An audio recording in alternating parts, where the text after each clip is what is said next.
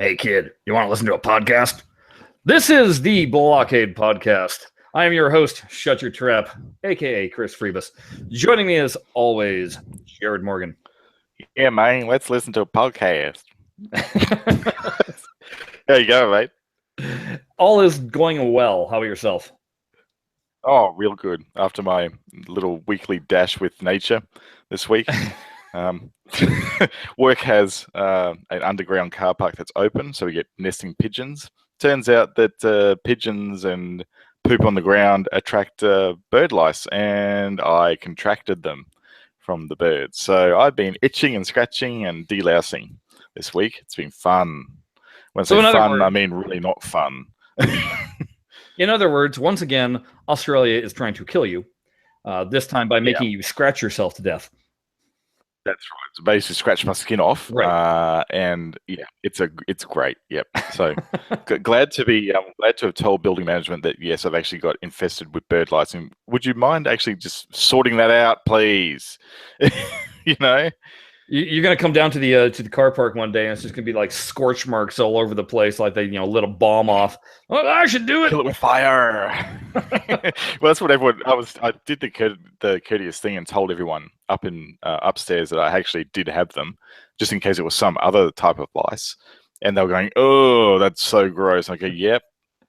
5 minutes later, if you use that car park, 5 minutes later, they come up to you. They got hazmat suits on.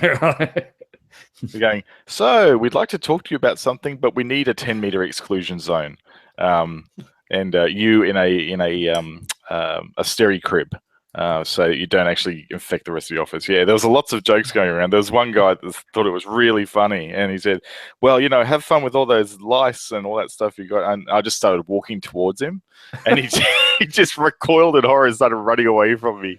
It was the funniest thing ever. So yeah, all of a sudden you're getting these pamphlets, you and your hygiene, and you're like, it's not my fault. It's the freaking birds, the pigeons. They're far too sharing. Yeah, it's not. It really isn't good. But look, it's a new week. Hopefully they will have killed it all with fire, including the birds, because who likes pigeons? There's actually on the subject of birds here in Australia, we have these native birds that are called ibis.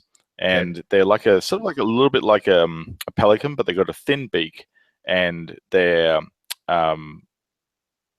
very sort of black heads. They're very long beak, almost like a wading bird, because I think typically that's what they are. But because their habitat's being killed, they are moving towards the city more and hanging around parks and all that sort of stuff. And they are big birds, and they're kind of aggressive, and they like to ruin your picnics, and they like to basically pick stuff out of bins and rip open garbage bags to get rid of all the trash. So while they're actually a native majestic bird, apparently in natural habitat, they're like little gronking bin rats here in the city. And these people down in Sydney have made this beautiful ode to the to the ibis, and it is expletive laden but incredibly hilarious.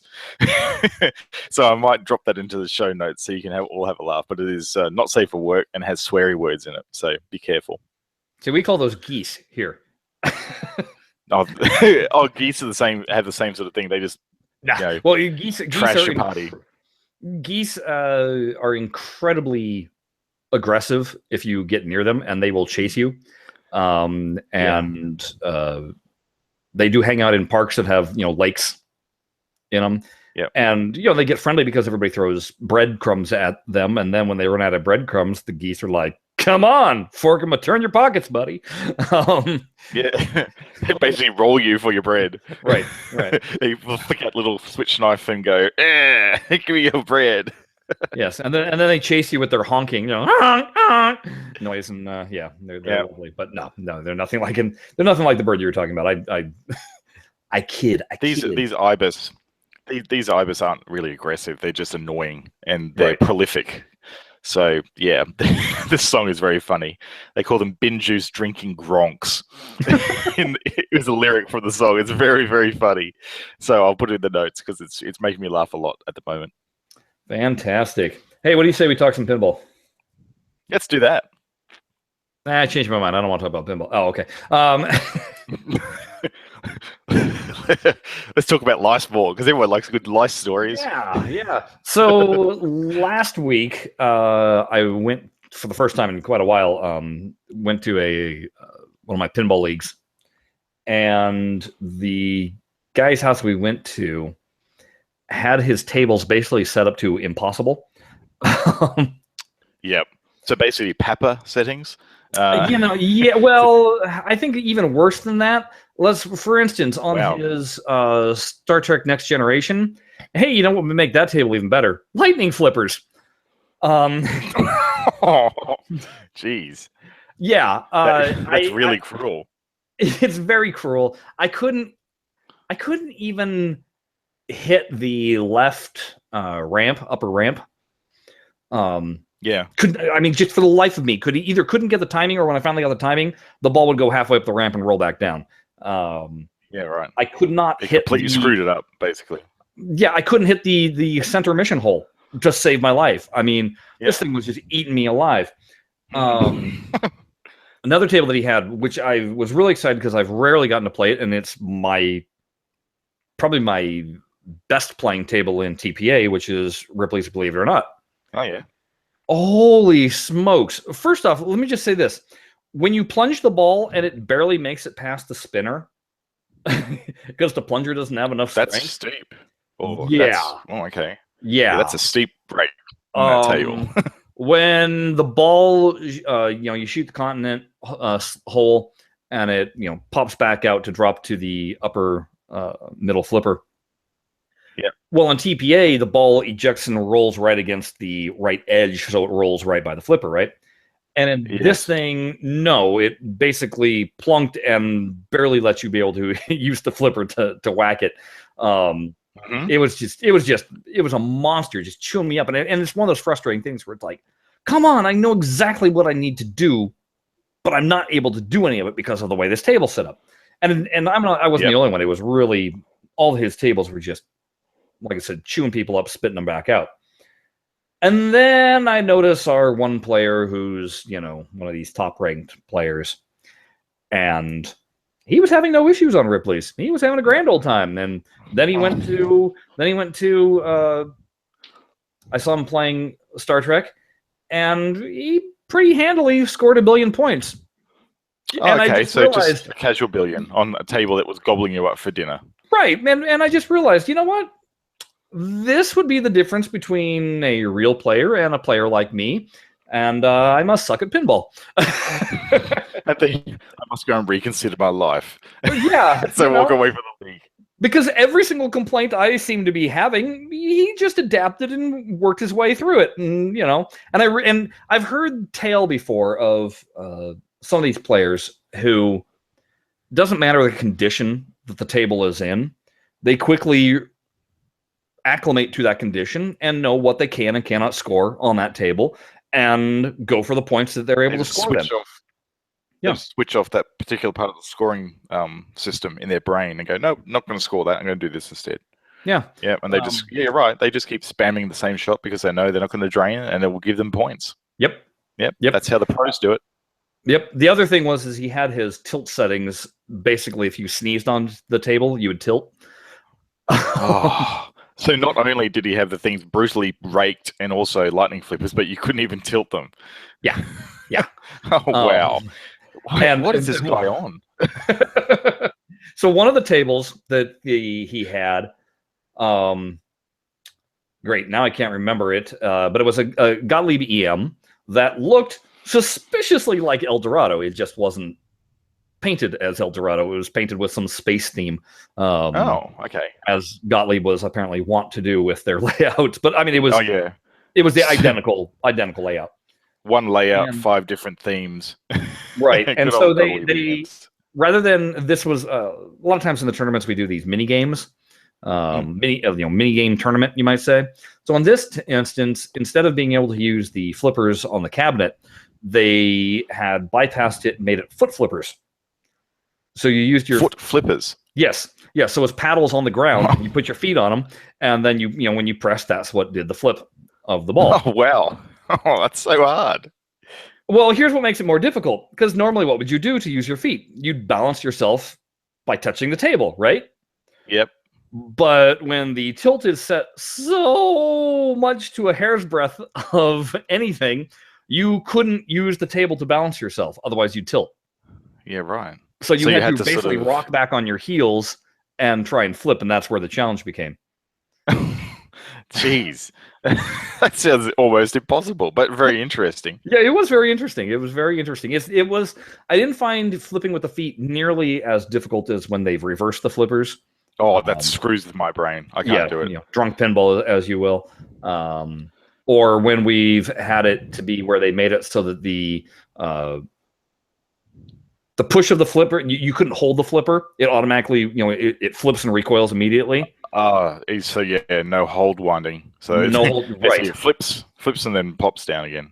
Which again messes with your brain when you don't even realize how often that you're trying to catch the balls or you're slow them down that way. Yep. Exactly. On that point, digitally, we have a game that does that, and that's Revenge of the Robobot.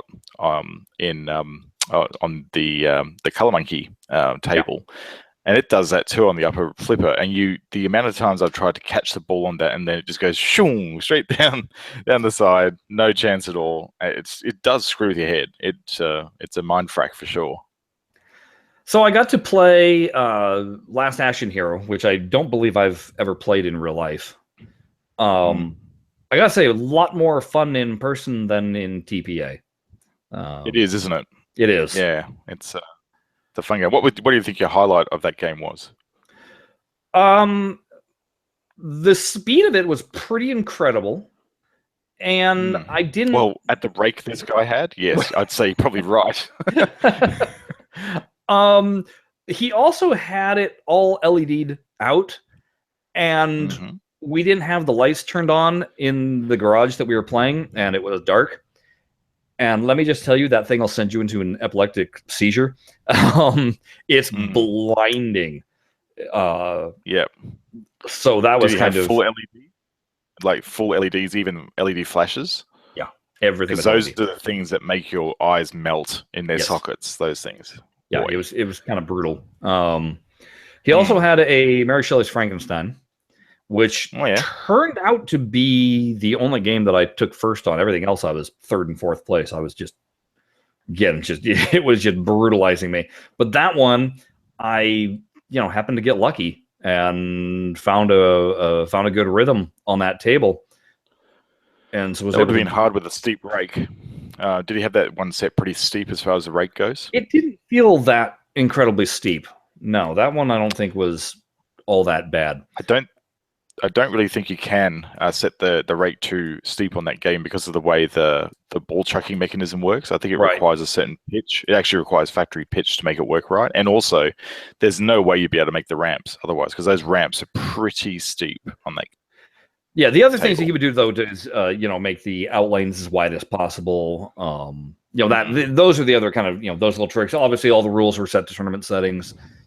Basically, just remove the posts. Any sort of posts that help you would be removed. Yeah. I also got to play, which I don't think I've ever played, was Tommy.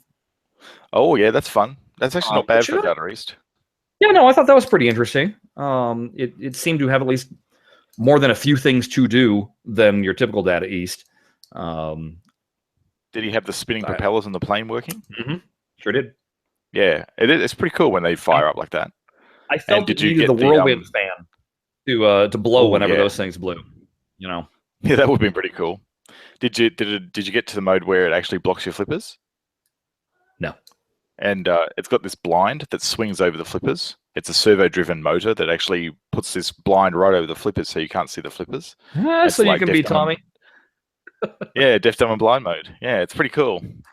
When it happened, I remember playing this back in like '96 when I think it was released, and playing the arcade, and that happened. And of course, they were charging $1 a game back then, and I was like a kid. Sure.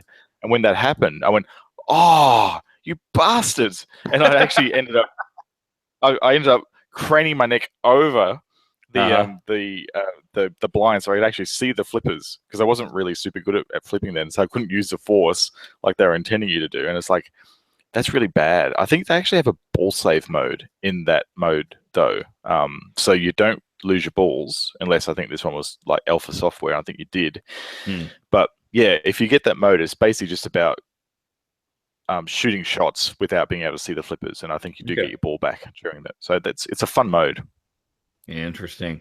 The table that I thought was the absolute hardest that he had there, because it's hard without any of the additional factors, was Iron Man. Oh man, that thing! Yeah, that thing is so mean. You get that ball into whiplash, and it's just like good night. Yeah, see you later. It's a brutal table, and everything is so far up the playfield, isn't it? Like all the ramps are all the way up the back, and oh yeah, that magnetic throw that you get from Ironmonger as well is a killer as well. Oh boy, yeah, well, and again, that's a rough throw table. in the dark factor, because hey, guess what? When it throws the ball at you, it darks out the blacks out the table too. Oh yeah, that's right. You turn off the lights. It goes black just for a second, strobes basically. When it comes back on, the ball is practically at your flipper. Yep. So, yeah. Oh man, that would be really tough to play. Yeah, and it's nasty. Because that table is such a wide open table in the middle, there isn't really a lot of GI around that area.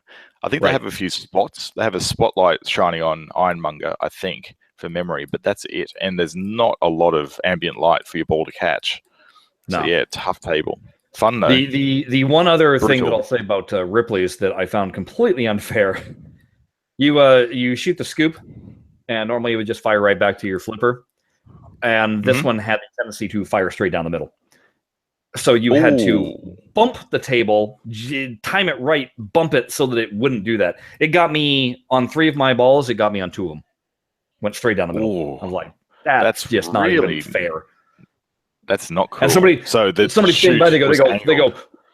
Yeah, they went, well, that's stern. And I went, no, that's not stern. That's somebody purposely angling their eject so that it does that. Yeah, that's right. That's because I watched them. We were at a previous tournament, and that's what was happening on Revenge for Mars. And somebody complained and was like, "Hey, your eject is set up unfair." And so they popped open the table, and sure enough, the screw was slightly loose, and so they tightened that thing down and made sure it was angled. And hey, then the ball was always going to your flipper like it should. Yep. So again, I think this was just a factor of, why not? It makes it even tougher. It's like, doesn't make it fun, That's and that was the general sentiment that I kept on hearing, was everybody was just frustrated and was like, "God, you're not having much fun playing." It's more like you're in all-out battle. Pinball, there is an element with pinball that you want to fight the machine and fight physics, but when it's just so heavily weighted against you, and all you're doing is just fighting for what seems like no reason at all, that's when the game becomes pointless. Really, that's my feeling anyhow. In the plus column, the tournament was over and done with nice and quick. It didn't. I bet. Because there's quick games for everyone. There's been times when it goes on forever. It just takes forever because there'll be one table that everybody's just able to run, and that becomes the machine that one round takes half an hour to 45 minutes, and that prevents everybody else that was on that table from playing their next round, and it's holding up the next round, and it just becomes this pinch point. And that wasn't the case in this tournament. Like I said, it was just, except for that one player who became his own bottleneck. Yeah, that's that would be a real pain having to hang around that guy, particularly when you've had such a bad night yourself, right? And you're just going, what am I even doing here? Like, why did I screw up? This brings us into a topic that was suggested via email. You can email us at BlahCade@gmail.com. The question or suggestion was, how did you learn how to play pinball, and what would you recommend to someone who is just starting out how to play? All right. Well, I can only speak in terms of TPA for teaching somebody how to play. Because I don't really believe I learned much in my time when I was working at the arcade in the 90s, and I had Whirlwind and Roller Games and Fire basically as the tables that were in our arcade that I was playing on repeatedly. Although that did kind of for me, I mean, when I say I didn't learn much, I never got good at them, and my whole goal was just to get to the replay. But because I had free quarters, I was playing over and over and over again, which is similar to how I play TPA. Yes.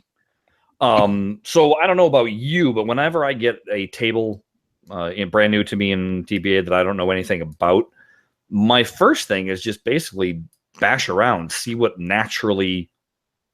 shots naturally come to me. Same here. If there's a particular ramp that seems easy, then I'll start just spamming it and going over and over and over again on it.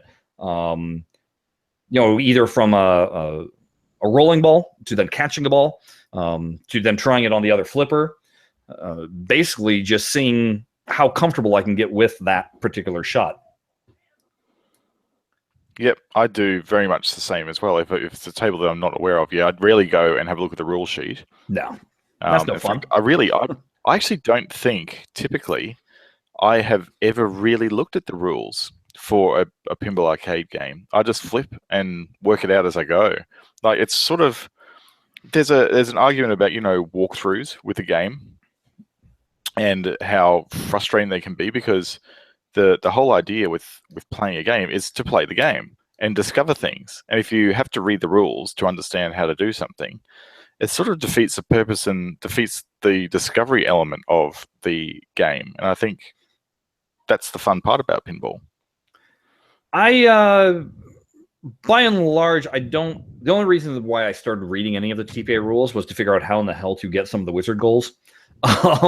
Because some of them were just too elusive. I was like, I don't even know, because of the fact that you can't, on a regular table that you see in real life, you can get as close to the table as you want. You can read, hold the flipper button with the ball caught and read, see what's flashing, pause, take your time, zoom in, if you will, on the play field itself. Whereas in TPA, you're not able to do that. No, you're really not, and it makes it tough. It does make it tough. I bet you in VR, now imagine that in VR, that's a logical thing to be able to do in VR, right? Right. Like, hold the flipper, ooh, what's that say on the play field? And actually get that zoom quality and resolution quality, you can do that. Yeah. The next thing I do after I've discovered a few shots that I can hit kind of repeatedly, is I do try and find what the mode start is. Once I've discovered, and this only basically applies to your DMD machines, somewhat applies to a System 11, but not necessarily. It's more about, like, take Whirlwind, for example. You shoot a cellar, you start a cellar, but now you need to figure out how to relight the cellar, so you can get the next point thing going. So a lot of times on the System 11s, it was about, well, how do I get multi-ball started? Because that's my next thing, because I know multi-ball is usually worth a lot of points. That's right, yeah. But so one of the things that I started doing with TPA is fighting the urge to actually, say, play the table, and instead concentrate on trying to hit certain shots that I know are key. So if it becomes, and this is actually where doing the wizard goals comes in handy, because sometimes it teaches you the combos, and like, say, Funhouse, where there's the four combo move, which is brutal combination to do, but you start learning how to do it on the fly, and it's all muscle memory is what you're basically training yourself to do. And if I miss the combo, I don't just keep on playing if a mode starts or whatever. I let the ball settle back down, and I start back over on the combo. And so basically it becomes that. It's spamming a shot over and over and over again. And that really starts teaching you the angles on that table there. That's why it becomes frustrating on certain tables in TPA where the angles just don't seem right. They don't flow right. It's like they haven't really translated correctly when it's been digitized. Like, it doesn't have that same, I think it's probably like an optical perspective thing. Yeah. When you're actually seeing it digitally. It's just like, if I was in front of the game, I would be at the sort of right angle for my height. It might even be that, hey, it might be the fact that when you stand at a pinball machine, you expect to see this type of orientation because your height is consistent. and the way a table is laid out is consistent. Height, shape, dimensions, and things like that. So when you're standing at a table, you have this sort of like mind view of what it should look like. Whereas in TPA, because you might have a different view adjusted, or the view doesn't quite align with the way you normally stand at the table, everything sort of feels kind of out. It's like this sort of a somewhat intangible feeling, I think. Yeah. And I would say in TPA, at least, if you're experiencing that where the angles don't seem right, try a different camera view. I used to exclusively play in camera angle 2, and now I almost predominantly play in camera angle 3. There's still a few tables that I play in camera angle 2, just because it's a closer view of the table or something like that, or I like the angle to see certain shots and stuff. But I would definitely try that. Now, interestingly enough, I've tried changing my angle on real tables also. No. Again, whenever I've standing back a bit, standing back and standing lower, because on a table like Funhouse, when you get that ball on the upper orbit and it starts coming around to the left to your upper left flipper, timing it to hit Rudy is brutal, because it's just tough. Boom, here's the ball, and because it's hidden, and it really is. And unlike TPA, where it seems like there's a set speed the ball comes around, on the real machine, that's not the case at all. Sometimes it comes whizzing, sometimes it comes really slow. So I found myself, and I did the same technique on Earthshaker, stepping farther back, having my arms outstretched, getting low to the table, and playing it that way. And I did way better than I had previously done. So I kind of recommend that if you're having problems on real tables. Try changing up your stance, changing up your view, because sometimes you become so focused on what's down at the flippers that you miss everything else that's going on the table, and you're wondering, well, why is that? And I realized, well, in TPA, I'm able to see the entire table in a single glance, because it's not larger than life, and so angle yourself on a real table so that you're getting more of the playfield view, and that might help too. See if it actually helps. That's a good tip. I think that's something that we could all try, both in real life and digital, to try it out. I think it takes a little while to get it, your eye in when you change the camera angle. But I think you might find it actually makes a difference. Something else that you can try in TPA and try and translate it into a real machine is catch that ball and try different flips, you might say. Try doing an immediate flip and seeing if you can do a post pass.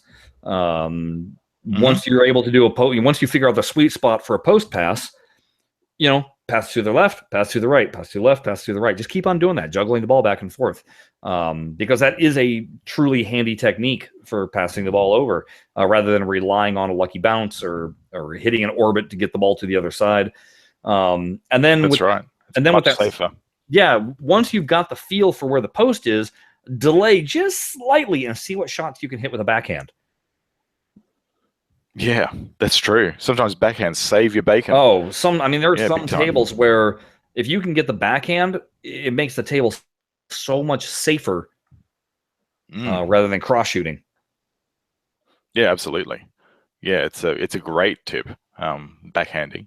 But yeah, general ball control in general, I think I'd agree, both in TPA and in real life. That's what it's all about. Like, the only thing you can do to battle against the machine is to control, and your flippers are the way to do that. So if you learn how to manipulate the ball to your advantage and not the machine's advantage, you can extend your play times dramatically. That's pretty much like you'll see pro pinball players just practice that sort of technique in drills, including multiple balls on the flipper. What happens when you actually juggle multiple balls on the flipper, and what happens physically when you do that, and how do you save two court balls from going down? Like, there's a way of doing it, and there's a way of actually like passing the rear ball over to the other flipper and keeping one ball over on the other side. So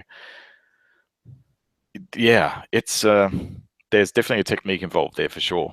The one other thing that I do, and it's easy to do it in TPA, it's much harder to do it on a real table unless you're in free play mode, is see what you can do with dead passes by not flipping the flipper at all.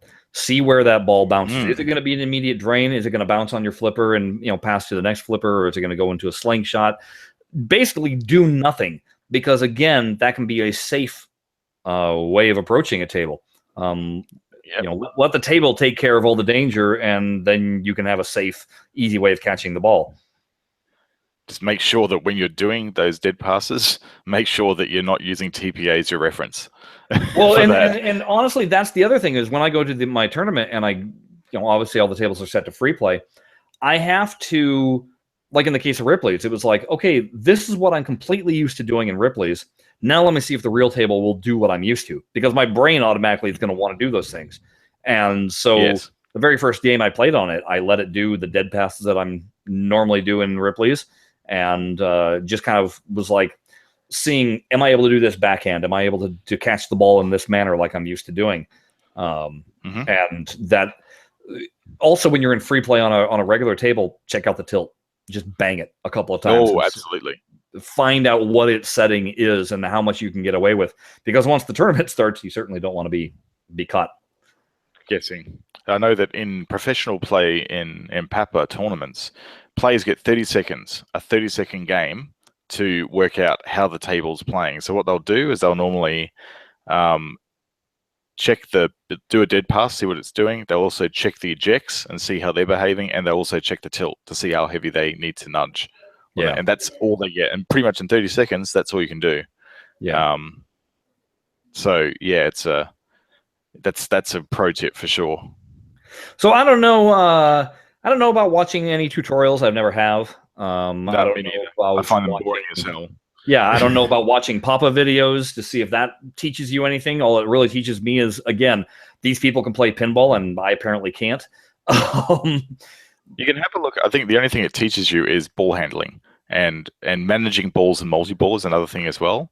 Like, you'll see that some players will actually deliberately lose the third ball and then just basically cradle and shoot the two balls, because again, it comes back to being able to control the balls. If you have one caught and have one in play, and then just using your post passing to like pass the ball from the right trap to the left if the ball's coming back down to the right, and also tip passing as well, where your ball just gets the end of the flipper and you think you're going to lose it, well, just pulse that flipper a bit and it'll probably go over to the other side. There's all these little techniques that you will see in a Papa video that you may not be aware of if you're new to pinball. So maybe invest like an hour or so watching like one of the finals, the Papa finals, and really seeing how the players control balls.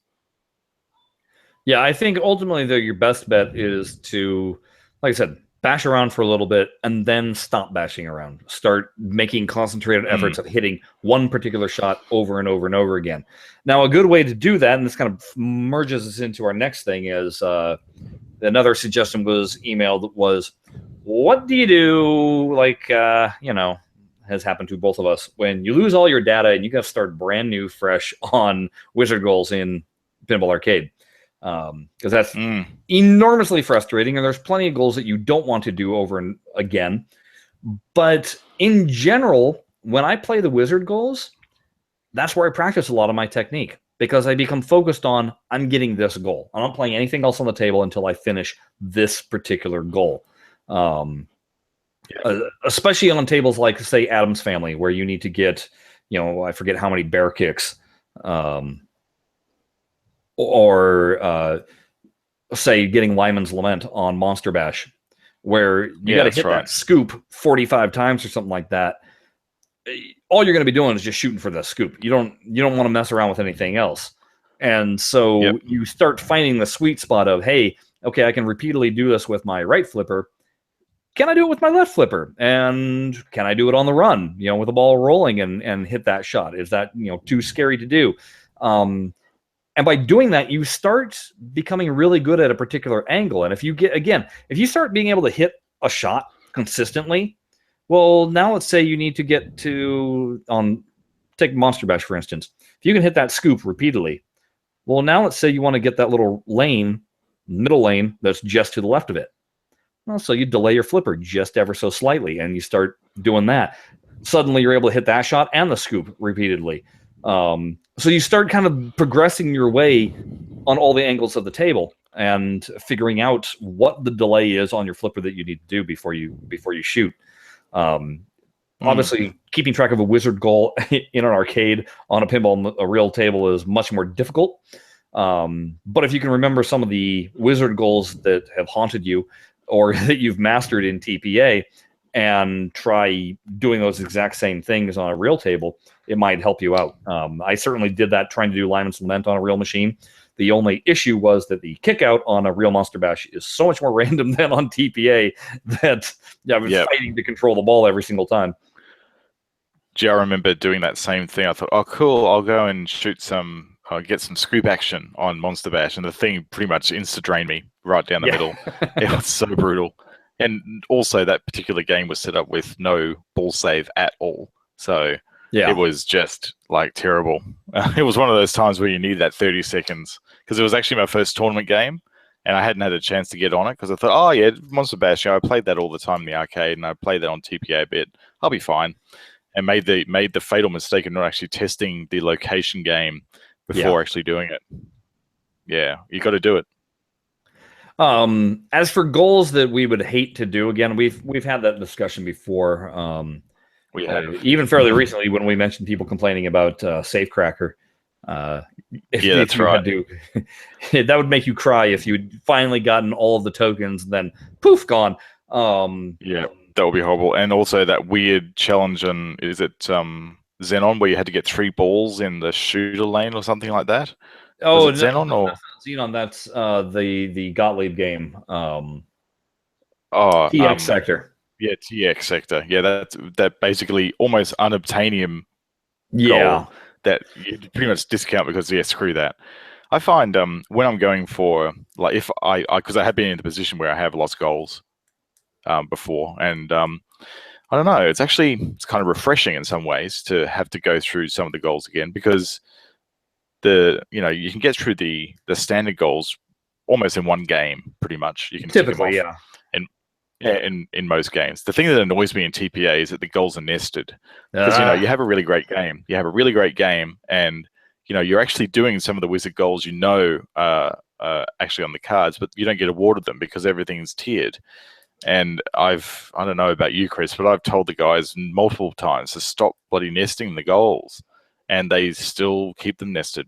You know what's funny is it's really annoying, because there had been an occasion or two where, obviously this is when I went from PS3 to playing on Steam. I had to redo all of my first 2 seasons of tables and get all those goals. And there was a couple of goals where I remember, especially Funhouse, that four combo is just 4-way combo, wicked. Man. It's That's wicked. Hard. Yeah. And I remember while I was in standard goals, I hit that damn thing twice. And I was so furious because I was like, I know as soon as I get the wizard goals or to that step, I'm not going to do it. And so it got to the point with doing standard goals that as soon as I collected the standard goals, I'd stop playing. I'd let the balls just drain. Me too. So that I wouldn't have a good game and waste it on not being able to collect them. I think I remember playing Attack from Mars in a tournament. Like, this is actually in a Pinball Arcade tournament, and I had the best game ever. I had like a 50 billion game on this thing, nice, which I thought was amazing. And then I saw people getting like a 950 billion. I just said, "F you." Yeah. And so anyhow, I was playing. I was going, "This is amazing." I think I actually got Rule the Universe, and I thought, "Oh, I don't have that in my actual non-tournament game, so I'm not going to get this recognized, am I? Because goals don't count in tournaments." That's another time that I get really pissed off. It's like, come on, just that you're playing the same game. In fact, I think you're playing it with tournament settings, which is even better because that's fairer when you're actually getting the goals. So, yeah, it's a painful thing. So in general, here's my suggestion, though. This is what I applied to myself, and I thought it was a good way of doing it. When you find yourself in that situation that you need to replay and get all the wizard goals, pick a table and play that table for 1 week. Don't mess with other tables. I mean, other than to, I'm not gonna say no, you must only play that table. I'm saying the majority of your time, pick one table, and pick that table that you're concentrating exclusively on getting the goals and knocking them off. Play it for a week. When that week is done, don't play that table. Move on to another table. Leave it. Because what becomes frustrating most about it is when you find yourself trying for 3 weeks solid to get that last remaining goal on a table, and you get so burnt on that table that you never want to see it again. Keep the table fun. Don't let the table defeat you. It's amazing how many tables I was able to knock off within 2 days, get all the goals. Sometimes I'd have one goal remaining, and I would concentrate on that goal for the rest of the week. And if I still didn't have it at the end of the week, too bad. Moving on to another table. Eventually, and with obviously, if you're doing this one per week, and we're at, what is it, 60? Are we in the 70s yet on tables? How many weeks? 70s. Yeah, we're in 70s now. It's going to take you over a year. It just is. Hate to break it to you, but you're going to rediscover a lot of tables that you have long since forgotten how much fun you had playing them. You're going to be amazed at how good you are on some tables and how piss poor you are on others. Yep, absolutely. And then once you're done with going through every single table, the way the new UI is set up, you can look at your table goals, and it'll show you which tables, break it down into which tables you got wizard goals on, which tables you got standard goals on, which tables you have no goals on, and it puts them in the order of which you have the most collected. So the ones at the very top of the page are the ones that you've got most of the goals for or have completed them completely. The ones at the bottom of the page are the ones that you've done next to nothing on. But once you've gone through them all, then go back through, and you can do quick sessions. Say, okay, today I'm going to concentrate on one table a day, instead of spending, an entire week on it. That's how you kind of keep the game fun. Absolutely. It's and that was the beauty of Table of the Week, right? That's the reason why we actually had Table of the Week, for that very reason, to actually tick off the wizard goals. And it was a hell of a lot of fun, actually. Who knows? Maybe this year again, we may think about doing it again, but it's a lot of effort. Like, particularly as the coordinator, you can attest to that. It takes a lot of effort to actually spin this up every week. It's a lot of effort, and with me on the TV show, I have next to no time. I literally play pinball on TPA maybe an hour total in a week, if I'm lucky.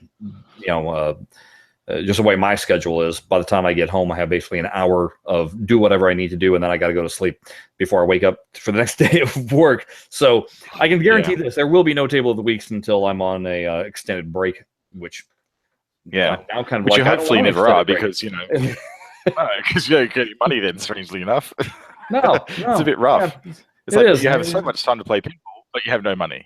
So strange how that works. I actually found something pretty cool. Have we finished this topic, by the way, before I digress?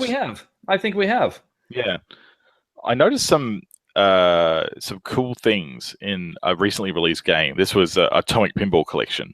The Luce table, Luce Libero, what it does at the end is, instead of giving you, it has a match sequence, but the match sequence doesn't award a fake credit. It actually gives you an extra ball. So the game ends, the match sequence goes, and if you get a match, you actually you start the game up again, and you can continue play for one more ball and potentially earn another extra ball if you're good enough. Oh, okay.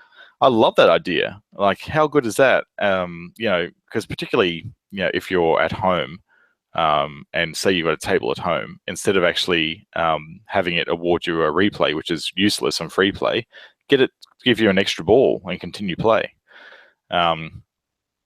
How cool would that be to actually have in the games of the past? I mean, you can do that with buy-ins on some of the newer DMDs from Belly and Williams, but yeah, it'd be really cool to just sort of have the option. Does TPA let you do any of the buy-ins? I don't think it does. No, it doesn't. No. And I wish that they did. Yep. Like, why shouldn't you be able to go, yes, I'd love to buy an extra ball with my unlimited credits and actually see the end of this table, Exactly. That's just it. To see the end of the table. You've progressed so far, and you're just like, all it would take was one more ball and I'd be good. I really wish they would let you do the buy-in. Yeah, the buying will be really good. But yeah, I just noticed that feature. I thought that's really like it happened for me the other day. I went, wow, that's so awesome to actually have that. Yeah, so that was pretty cool. And as much as you didn't really like Snowball that much, I've actually been playing a little bit more this week. And I've got to say, it takes a while to get yourself dialed into the way it plays, but I've been having a lot of fun with it.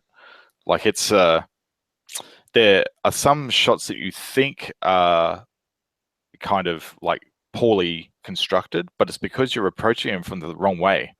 Like there's some shots where you're going, oh, how do I get that? I got a flipper here in this really tight little area. How am I supposed to get that crystal? Well, you're actually not supposed to be trying to attempt to get the crystal from that one. You have to actually go for the shot lower down the playfield and shoot up a lane that actually shoots you right into it, sort of thing. It takes it's not as easy and simplistic as it might look from the first viewing if you're just quickly skimming over it.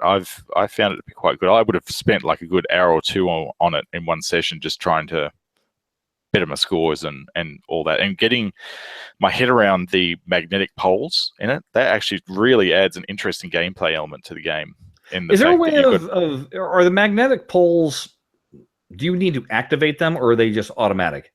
Yes. Yeah, you do. You activate them with your flipper buttons. Oh. So yeah, so when you're playing them, you actually have to engage them, and then there's one spot on the playfield. I think it's the upper right where you've got like the magnetic pole, and then you've got this sort of a return area down the bottom with a plunger that shoots the ball back into play. Yeah. Again. Well, if you are in that plunger and you plunge the ball just before it's actually gone to the plunger, so like say it's the ball's a little bit ahead of the plunger, you get a soft plunge. Yeah. And if you're quick, you can actually re-grab the ball as it goes past the magnet, and it starts swinging the ball and looping the ball in an orbit around it, and you can pick up the gems really easily that way.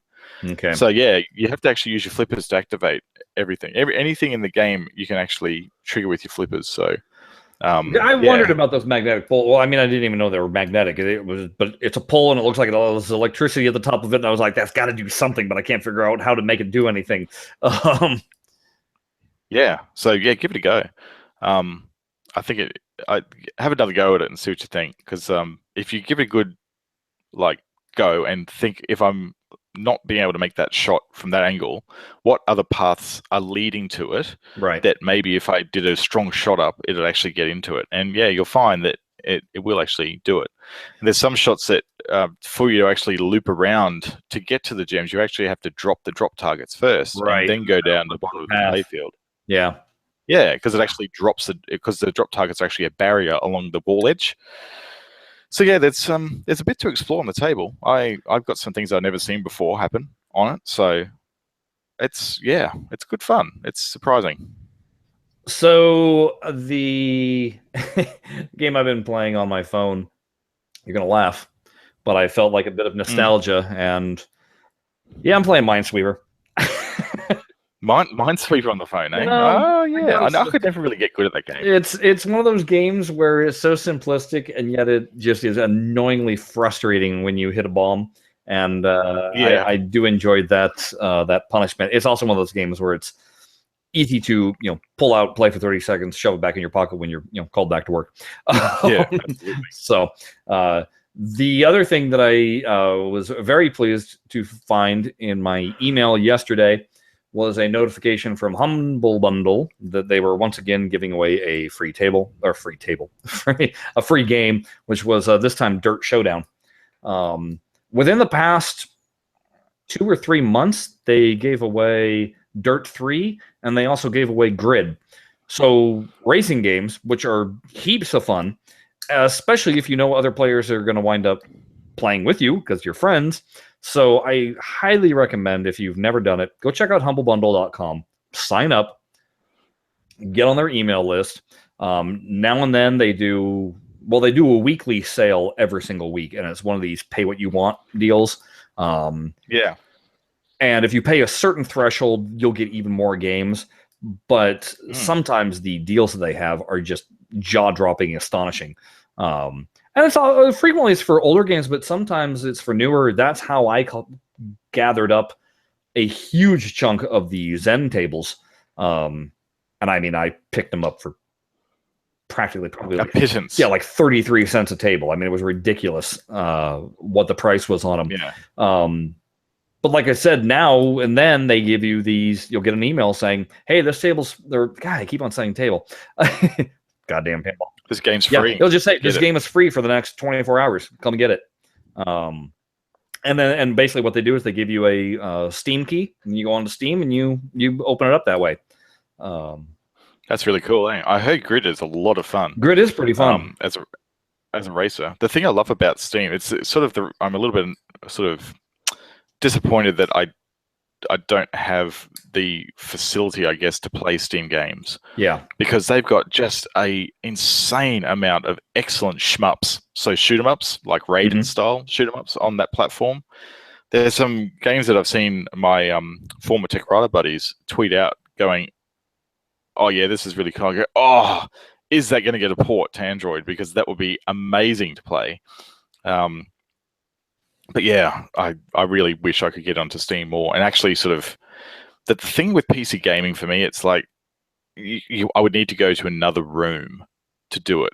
And that's the problem for me. Oh. Like, it's almost like, this is the argument I had with VR as well, with partners and people. It's even more isolating than using a tablet or a phone, because you physically disconnect yourself from the world around you. So that means that if you're sitting on the lounge with your partner, and you're having like you're watching TV and you go, "Oh, I'm just going to play some VR games." Well, you're basically not there. You may as well be out of the house because you're physically not there. Even to an extent with the video pinball stuff and like the VR rigs and stuff like that, it's the same sort of thing. Like, unless that thing is in the middle of the house, taking pride of place as a piece of arcade furniture, if you've got a really cool family and it's actually in the middle of the house, it's in another room, it's in the garage, you've got to go out there and play it and isolate yourself again from people. So if no one else is really interested in the things that you like to play and you can't share the experience with anyone, it's sort of a bit lonely playing the games, if you know what I mean. So I saw an interesting VR exercise experience. Oh, yeah. So it was using the Samsung VR headset, but it was connected to this. I don't know how to describe it. It looks like an exercise piece of machinery, and you get up on this thing. Like a treadmill? Not quite a treadmill, because you engage your arms and you engage your legs. But when I say engage, it basically, you start standing up, and then the whole thing rotates and puts you into a plank position. So you're holding a plank. Now, if you've ever done a plank for more than a minute, you know how difficult doing planks can be. Oh, it's so hard. It's incredibly difficult, and it activates your entire core. It's a really good exercise, right? Well, what the VR experience is it puts you into that position, and then you're flying. And by subtle shifts in your body, you're going through hoops and rings and diving through canyons and stuff like that. But what they said is, by activating your mind at the same time, it fools your mind into not feeling the pain. Oh, because it distracts you. It distracts you. And so it's one of those things where, because you're distracted, you're playing the game, but you're exercising at the exact same time. So they're like, "Oh, see, the gamers are finally going to get their exercise, and the exercise nuts are finally going to discover video games." None of those things will happen because of the fact that you can plank and fly. It might be an interesting distraction for some. And who knows, like some people, it might be niche enough they go, "You know what, this is how I'm going to get fit." And if that is the case, well, that's great. Seriously, great if that's what you're going to do. But it is not going to revolutionize the world of fat people. You know, it really isn't. They'll figure some way out of making it so that they're not exercising at all while doing it. But strapping themselves to the roof or something. Yeah, a hack. And the nerds and the geeks will go, I can write a script that fools the game into thinking that I'm actually planking, and then you tweak the XY coordinates and the pressure points on the pads to make it look like I'm flying. Ha! There, see, beat you. Yeah, that's how they do it. Hey, I'm going to do part 2 of the movies of 2016 Backroom. We're going to hit my special categories, and also going to look forward to some of the films that are coming out in 2017. That will be following this show or in a separate podcast of the BlahCade Back Room. But for now, I think, Jared, we are completed for this week. Yeah, we are. I'll probably just take it on to the end because I don't like making an extra show for it. So yeah, stay around after the end credits for the back room, and listen to some movie talk if that's your thing. Or don't. See if I care. Or don't. Exactly. But you know what? We do care. We do appreciate you listening to us week by week. I've had a few people that I know that listen that are in my pinball league, and when they saw me, they were like, "When's the next podcast?" Because we had been taking the holiday gaps, if you will. So it's very cool. We do love that people are out there listening to what we mindlessly blather on about. Hey, why don't you go ahead? Absolutely. Yeah, why don't you go ahead and follow the show on Twitter at BlahCade, or you could follow myself at Shut Your Traps. Jared is at Jared Morgs. Or you can go check out our website, which is BlahCadePinball.com. Mm-hmm. It is.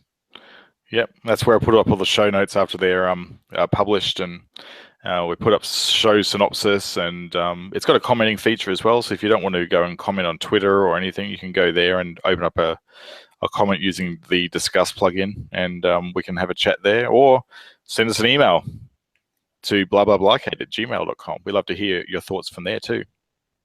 There we go. So that's our show for now. Go ahead and stick around for the BlahCade Backroom movie talk. Until then, talk to y'all next week. Bye-bye. Tick-tock, tick-tock, tick-tock. Okay, so welcome to the BlahCade Backroom, or as we like to affectionately call it, Chris talks a whole bunch about movies. Yeah, that's right. and Jared listens mostly because I have no idea. So last week I rattled through the films that were new to me in 2016, what I liked the best, what I thought were better than average, what I thought were the worst. There's a whole slew of movies that I won't even attempt to read off that were just movies that I saw, but just know that I watched 99 movies, and I didn't think that this last year was all that impressive. No. So what I also do every year is what I like to call the special awards. And these are the same awards. I do these every single year because it's amazing how many times I can fill them up the next year. So we're going to start with the movie I knew would suck, but I watched anyways. The most obvious one is that I actually sat through Mordecai, knowing full well that it had a dismal Rotten Tomatoes rating, that it wound up on many a critic's worst 10 list, but for some reason I still watched it. The other movie yeah, just do yourself a favor, don't bother. It's Johnny Depp. Don't watch it. And not worth it. But the other movie that Right. I knew would suck, but I watched it anyways, was Suicide Squad. Oh, yeah, I watched that. That was all right. Now, here's the funny thing. I know, and you may disagree with me, I don't know, but when I saw the first trailer, I went, it looks like a train wreck to me. And everybody was like, what? No, it looks awesome. And I was like, I don't know. And then as I was watching the actual movie, I realized, I was like, they have no clue what they want to do with this thing. Because they don't want, it's supposed to be a movie about villains, and yet the villains are almost immediately portrayed as being damaged due to fault of their own, or they're looking for moral redemption. And it's just, instead of just having it be a bunch of really terrible bad villains doing things, they tried to make him have a human side. And yeah, they shouldn't have, because that takes away the fun. No. The other thing is that there was no real villain per se, who they were all banding together to fight against.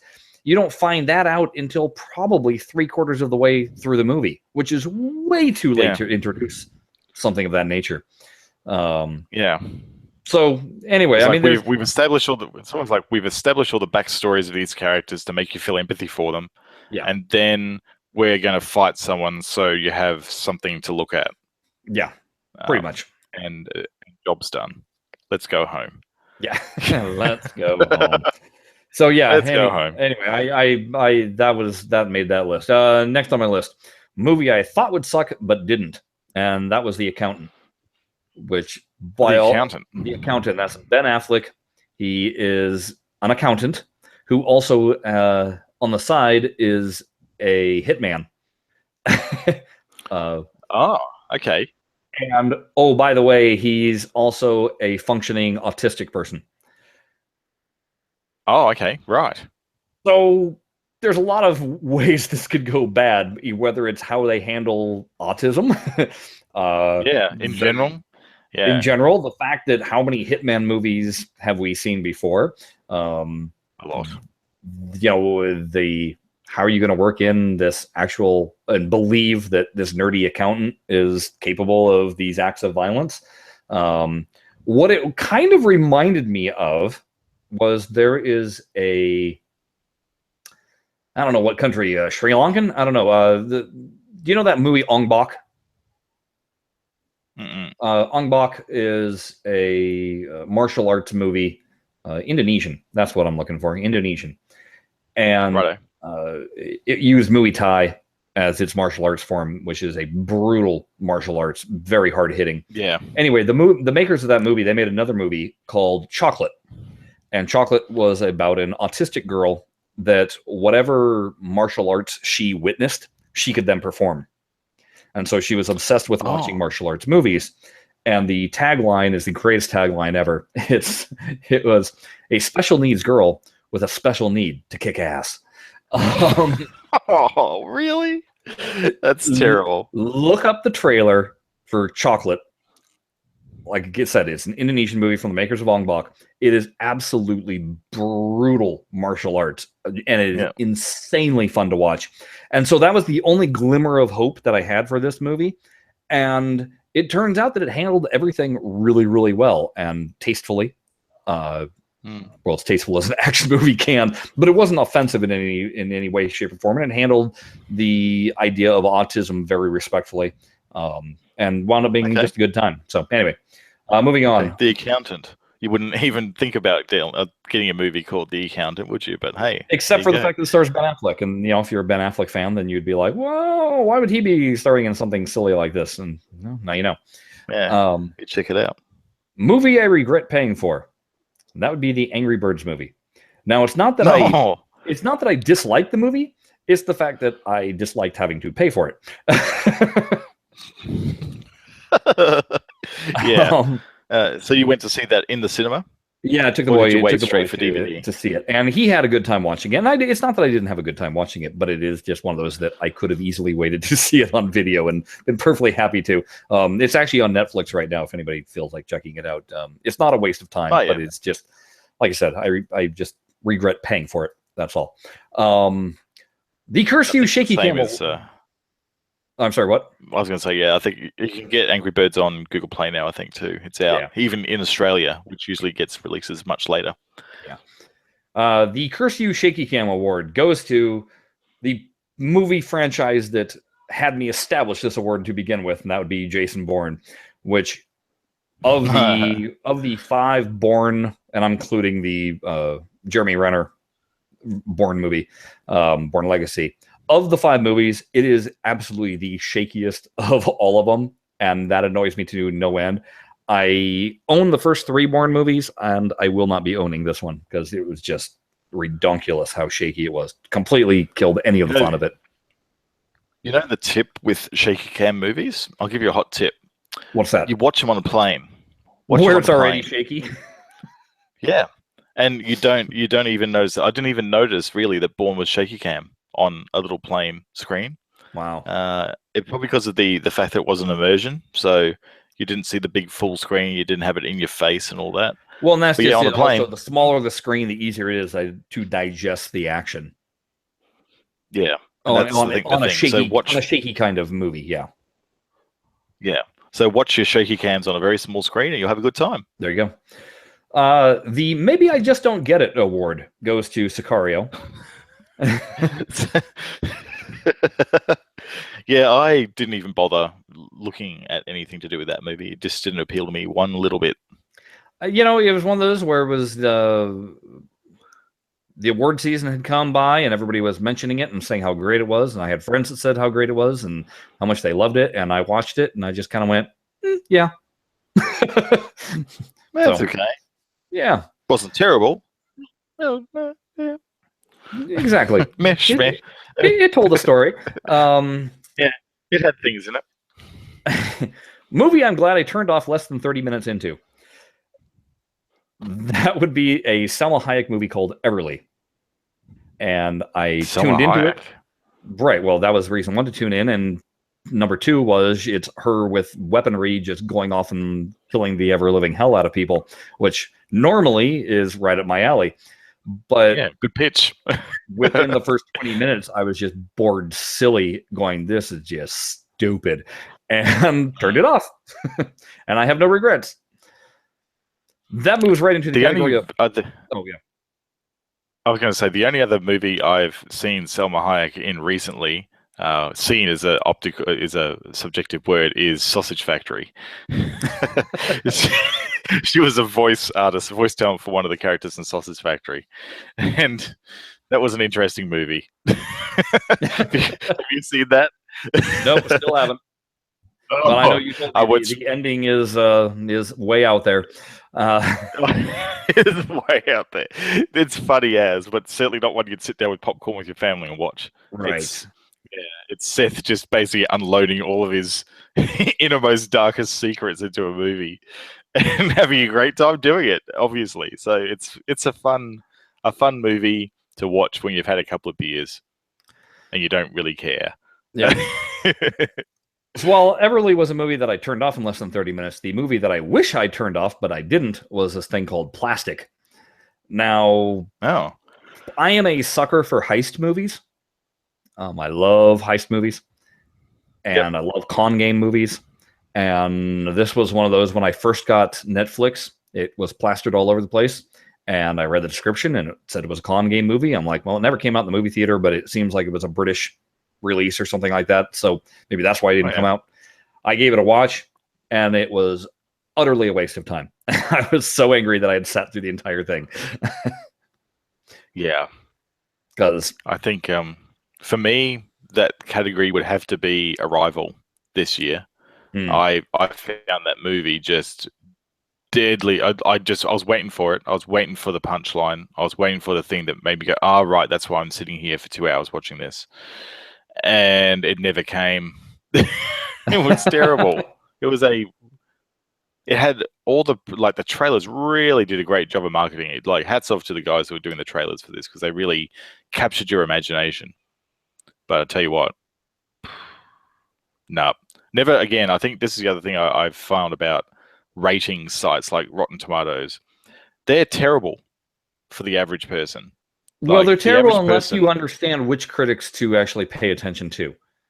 You need to find the voice of a few critics that you actually do trust, and that way, whenever you want Rotten Tomatoes, you can, everybody may be screaming raves, and then you can look at that person and go, well, are they screaming raves also? If they are, then okay, maybe you're in the winner. But if they aren't, yeah, maybe not.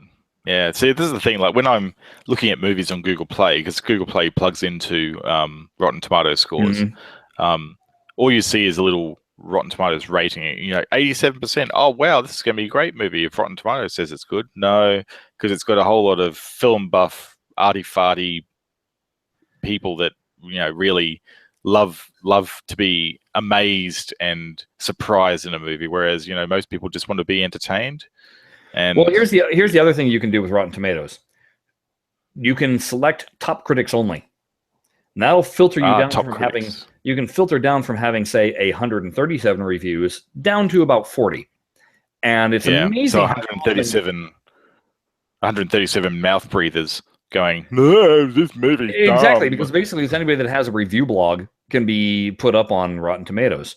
So when you filter, and it's amazing how often you go from it being fresh to not being fresh when you filter it into just only having the top critics.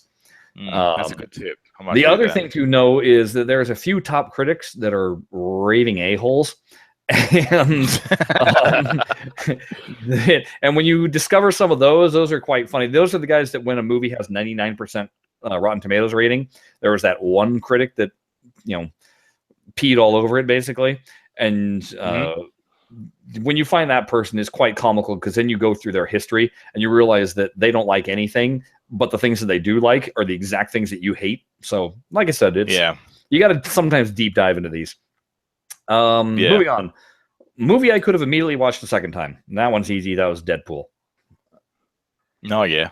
I don't think I've actually seen that yet. You need to. I should remedy that situation. You need to remedy that situation. Why did they have to remake that award? Goes to Poltergeist by a country mile. That one won. Seriously, there's nothing wrong with the original Poltergeist. Nothing wrong with it. And I don't care if you say that, oh, but the effects are dated. I go ahead, watch this new Poltergeist and tell me whose effects are better. Because it's the old one. It ain't this new one with all its CG blustery. And the worst crime of all is the two best shots in Poltergeist, the original. One is the dude peeling off his face while looking in the mirror because of the maggots, right? And the other is the house imploding, right? Mm-hmm. This one, they didn't do maggots, and honestly, I can't even remember what they did, partly because they cut away from it so quickly that you couldn't see what the horrible violence was, and it was in a weird reflection of, like, the faucet, so everything was distorted. It wasn't even a true mirror. Why bother? It's a horror movie. They completely botched that one. And then the end house imploding, they didn't implode the house, but what they did was, like, seriously, that's your ending. You suck. You couldn't come up with a single original idea, could you? So, that was really terrible. You won't spoil it for anyone, but just don't worry about seeing it because it's terrible. If you want to spoil it, Google it. That was depressing award goes to Spotlight. Spotlight was what's that about? Spotlight was the movie about the Boston newspaper that exposed the molesting priests, Catholic priests in the Boston area. What a strange thing to cover. And it was what's depressing is the sheer volume of how many priests they exposed. We're talking over 100, I believe, in the Boston area. Just in Boston. Yuck. Yeah, it's pretty. Like, that's the bit that makes you hate the movie because it's just the facts that it actually exposed. But it was Michael Keaton is the star, the main journalist, and Mark Ruffalo's in it, and I think it's Amy Adams. Really good cast, really good acting. It's really an interesting story. There, I mean, it's put together very well. But you certainly don't turn it off and be like, "Woohoo! I feel like ice cream." No. Yeah. I feel like killing myself. Is what you feel like. The You're Not a Franchise Yet award. And what I mean by that is movies, say, like when you watch Divergent or The Maze Runner, where they end with kind of a cliffhanger-ish, going, oh, but we're a book series, and there's more. We can't end the story here. And you're like, yeah, but I didn't really like you to begin with, so I would have liked you better if you had just completed the story and earned your right to be a sequel, but you didn't earn that right. The movie that gets this one this time is called The Fifth Wave, which is about an alien. It's about an alien invasion, and they have different waves of attacks they basically were going through, and the fifth wave was basically how they were going to eliminate the rest of humanity from the face of the planet. Right. But again, it's one of those that I thought it was interesting. It wasn't fantastic or anything, but it was interesting what was going on, and it kept on going on, and I realized, you're not going to come to a conclusion on this, are you? And sure enough, nope, no conclusion. It's a bit like that with, I don't know if Independence Day, whatever the new one was, made your list as well. No, I didn't see it. I kind of avoided seeing it. It has that massive, oh, wow, we've got all this stuff now. We can do a sequel thing at the end. I'm just going, please, no. We've already seen enough aliens being blown up practically the same way as they did the first time with a vulnerability. Like, come on. We don't need to see that again. I've had this aversion to movies not deserving the right to do this since Back to the Future 2. You thought that was not good. Well, as a kid, it kind of was like, well, I didn't understand the concept of making two movies at the same time with the intention of they're both going to be coming out no matter whether you like the second one or not. But it's part of one continuous story. Since then, I've learned to forgive Back to the Future. Same way as, The Hobbit and Lord of the Rings were obviously, hey, guys, we're making 3 movies right off the bat. We're going to tell this entire story. But they were designed that way, knowing full on that they were going to get that next movie and they were going to complete their story. Whereas these movies, they don't know. Sort of tout themselves. They sort of tout themselves as a complete movie, and then they go, well, just in case it was popular and the movie studio isn't going to write us off as a bad debt, we'll just leave it open at the end, and who knows, we might go straight to video and finish off the story. Well, and you know what? And they're frequently young adult novels that they're based off of, because these young adult novels have no problem of writing 5, 6 novels with never ever having an ending. They just keep on writing more books. And a lot of the young adult novels, they were, well, Harry Potter obviously qualifies for that, but we all knew that they were going to make every single book of them. Hunger Games is the one that became, hey, this first movie is really, really good. Yes, we'll do the rest of them. And that's when all of a sudden you got like the Divergent series. And that's the one I think you're referring to, where the last movie didn't do so good, and so the next movie is just going to go straight to TV as a TV movie, and the actors all went, "Hey, you know what? We're not going to be in it then." So because the money is not good enough, and screw you. Well, it's not just the money; it's the prestige of we don't even get a theatrical release. We're now direct to video. That's a stinker all over it. So career down the toilet.com. So anyway, that was this year's "You're Not a Franchise Yet" award. Then I've got the I Don't Even Remember You award. And this is for a movie that I was going through my list and I went, I have no idea what that is. I actually had to Google it to remind myself. This year's winner is The Gunman. Oh, I don't even know what that is. And it turns out it was a Sean Penn movie, basically doing his best Bourne impersonation. And it was one of those that after reading the synopsis and going, oh yeah, that, where I went, it wasn't terrible, it wasn't good, it just was completely forgettable, which is why it was popcorn. I didn't remember it. Get your popcorn, sit there, switch your brain off. Yeah, and then the last category here is the yes, this is the first time I've gotten around to seeing it award, i.e. a movie that has been out for many, many years and I've only just gotten to seeing it. The first one is Monster Squad. Which is it's a movie from the 80s. Everybody goes nuts for it because it was one of the first movies that Shane Black wrote. Shane Black is the guy that scripted Predator and Last Boy Scout and Lethal Weapon. Right, okay. Night, very, very strong action guy. But it was Frankenstein and Dracula and was the Mummy in there? I think the Mummy. Anyway, these kids discover them, basically. And everybody kept on going nuts about, I remember seeing that, and it was one of my favorite movies as a kid. And so I was like, I guess I'll finally watch it. And I got done watching it and I went, yeah, my childhood was just fine for not having seen this. The other movie that's on that list is Pumping Iron, which, interestingly enough, I mean, I was a huge Arnold fan back in the day, and was all about Arnold and Lou Ferrigno getting ready for Mr. Universe. And I watched it, and it's quite comical in terms of how gay it is. and I term that in terms of back in the day when it was made, which was in the late 70s, it wouldn't have come off that way.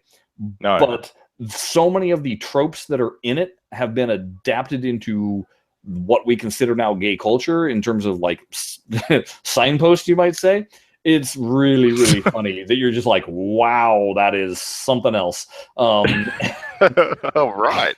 See, I've never actually seen that movie.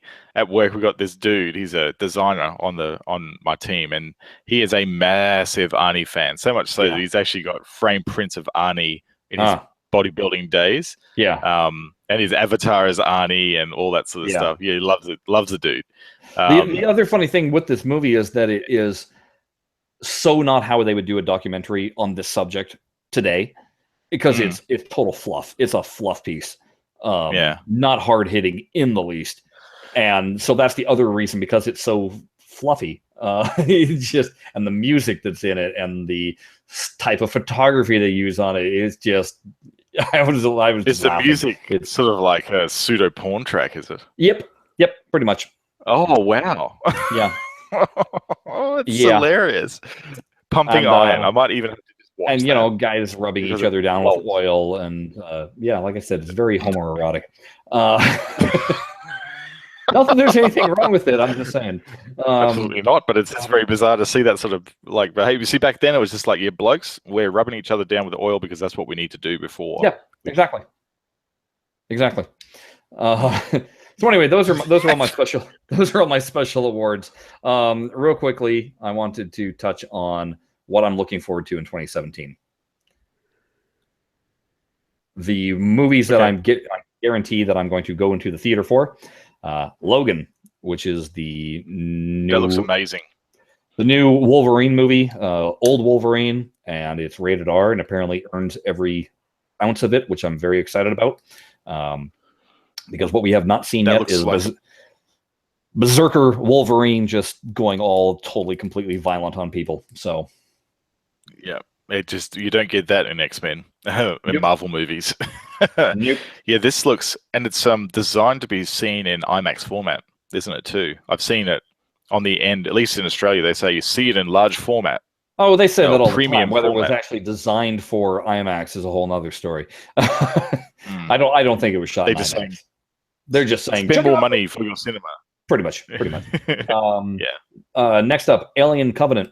Alien is my absolute favorite movie universe, so I'm all over that. And yes, I am one of those people that actually did like Prometheus. So screw you. Haven't seen that movie either. So yeah, I haven't seen Prometheus, but I didn't even know there was another Alien movie in the can. So there you go. Yep, it comes out in May. Another summer movie coming out, Valerian and the City of a Thousand Planets. This is a Luc Besson movie. Luc does not make very many. He produces a ton of movies, but he doesn't direct that many.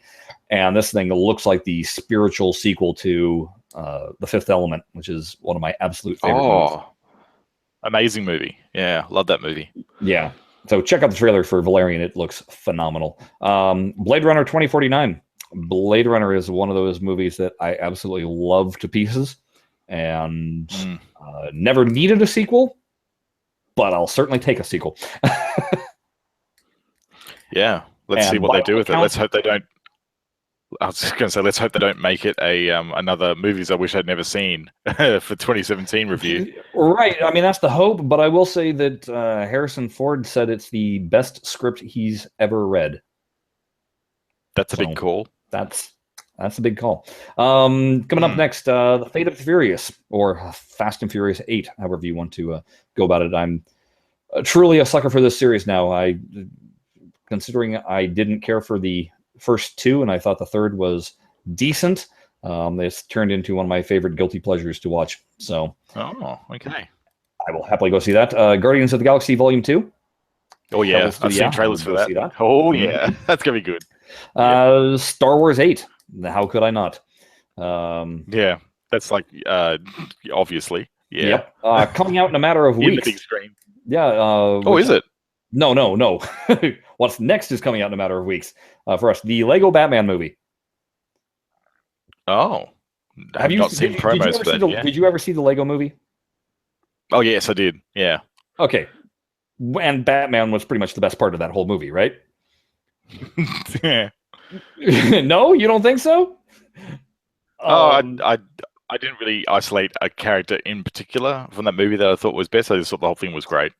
Well, check out the trailer for the Lego Batman movie because it's pretty laugh out loud funny, and I will even if my kid didn't want to go see it, I'd be going and seeing it. Yeah, right. Also coming out in a matter of weeks, John Wick Chapter 2.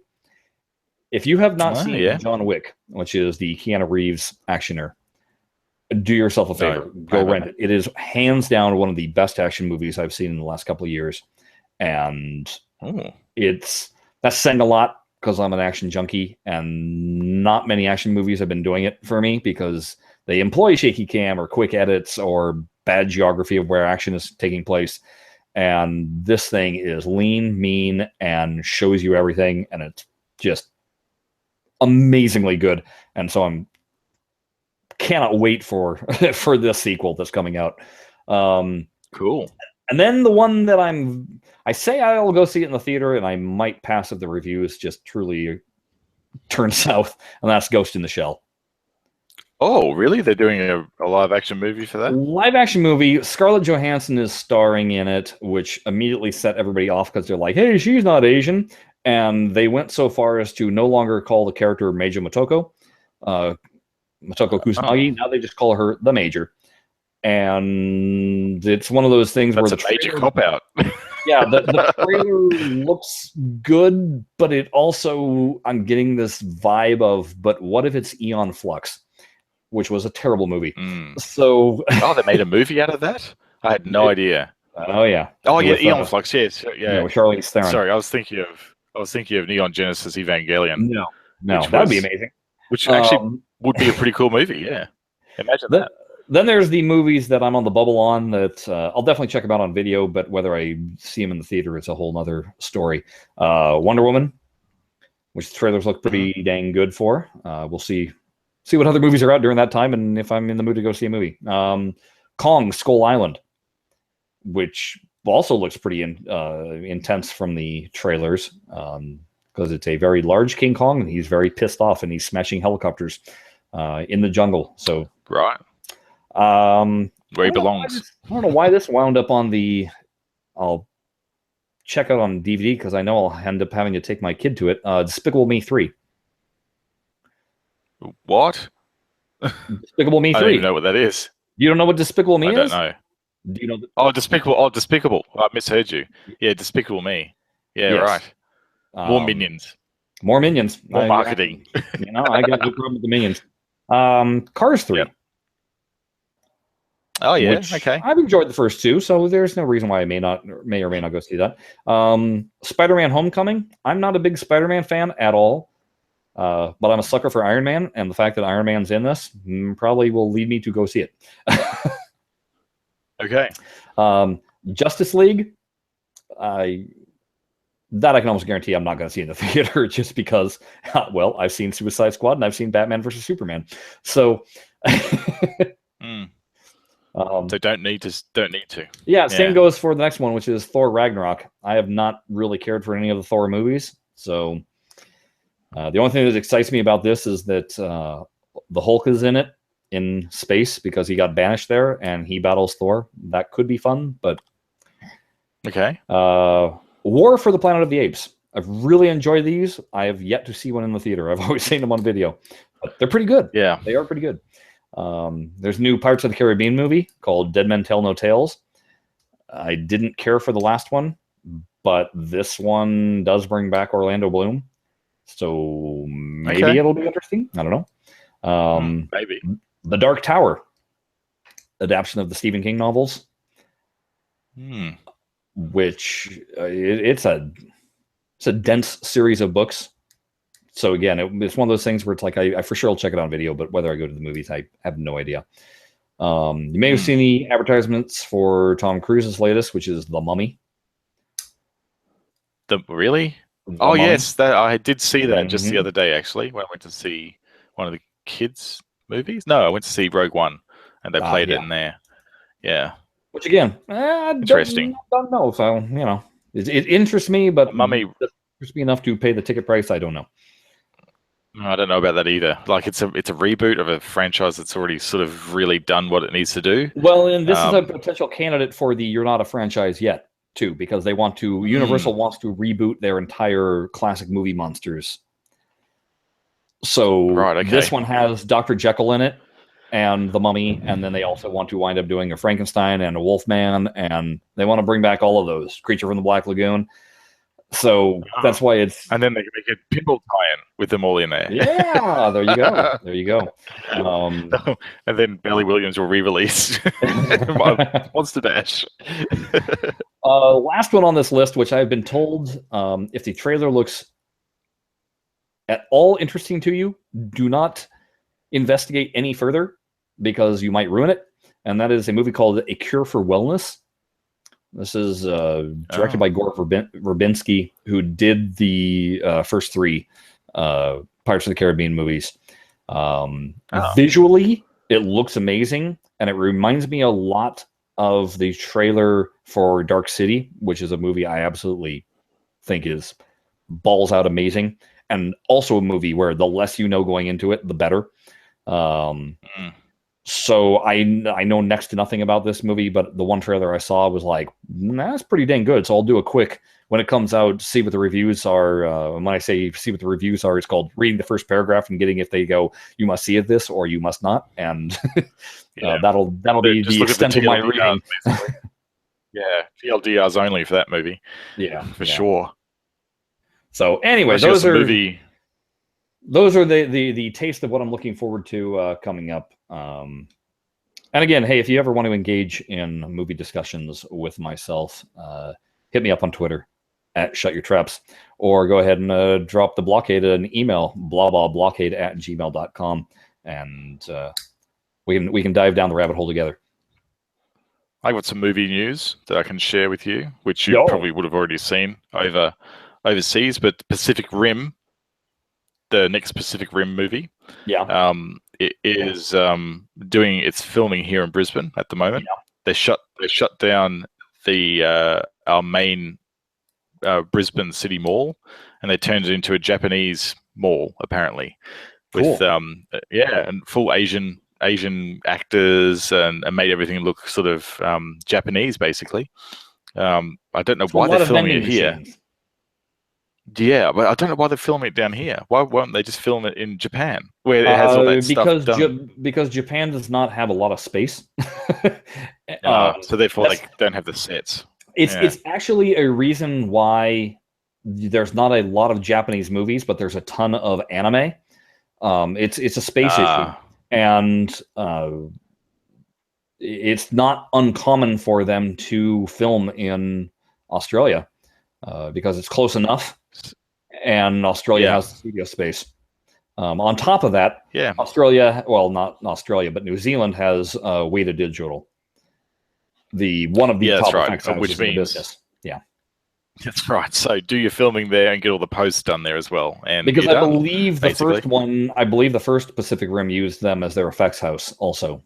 So yeah, makes sense to keep it all in the Southern Hemisphere. So yeah, that happened this weekend, but they're going to be done by the weekend, so the Brisbane CBD can return to its normal state again. So yeah, that's interesting. So we had Thor doing his latest Thor movie that you were talking about down here as well. That's been done and dusted. They did like a back alley basically and converted that into a lot, so that was interesting. And today, this afternoon, we'll be seeing the movie Sing. I'm going to be doing that this weekend too. Yeah, I've heard really good things about it, and the kids really want to go and see it. We're going to, for us to go to the movies here, it's about $50. Yeah. For the whole family to go, and that's we always take our snacks from home, and you know all that, and it's still $50. So, we were thinking, do we just wait for it to come out on DVD and rent it, and then have a movie night at home? And it's been a bit of a messy week because kids are on holidays at the moment, and Kim's had some commitments with. She does the treasurer, the one of the core roles in the P&C at school, and it's just been a nightmare week. She hasn't really had enough time to spend with the kids, so we made the decision today to go to the movies and see it. And it's funny because I tweeted out about the title track, the title of the movie being Sing, and Pentatonics actually have a song called Sing as well. And I thought, geez, if they haven't done a time between that band and this title for the title track, there's something seriously going wrong with with the producers of this movie. And it turns out that I saw a McDonald's Happy Meal ad tying in the two things together the other day. So I thought, okay, so that they have done that. There you go. So I'll enjoy that. Marketing person earned their pay. Yeah, that's right. Because, geez, if I could think about it, then surely a marketing person would have thought about it. Yeah. Something else I'm going to be checking out this weekend that isn't in the theaters but is on Netflix. They just released Series of Unfortunate Events. new TV series on Netflix, basically 8 episodes, based on the books. But there is also that movie that came out, but it looks amazing. So I'm excited to check that out, and my son will watch too because he's read all the books. Oh, cool. Yeah, you guys get really good stuff over there on Netflix. We don't really get the volume of that type of stuff over here yet. Yeah. Even if it's a Netflix show, I mean, it was made for Netflix. I don't think so. I think we might get some of them eventually, but I don't think they get broadcast at the same time over here. I may be wrong. I'm not a Netflix subscriber because I don't really see the point. Yeah. Particularly as it's all like geo-locked down here. Like we don't get the same cool stuff that's on. So why bother? You know, you may as well just torrent it because it's easier. Right. So yeah. When would they learn? These? Well, I mean, it may be easier, but I can't do that on my TV. You can only do it on your computer, and I don't want to watch on my computer. So there's my response. But well, Netflix is on mobile. Netflix is on mobile, and well, you mean torrenting? Yeah, torrenting. Yeah, I guess. Oh, you can do it on your phone. There's clients for it. No, I don't want to do it on my phone. I'm saying I want to watch it on my TV. I don't have a 65-inch. Oh, that's why we got Chromecast. Chromecast. Oh, I guess we don't have. It's a bit hard to like stream. Well, if you're streaming Netflix, then you can just use Chromecast.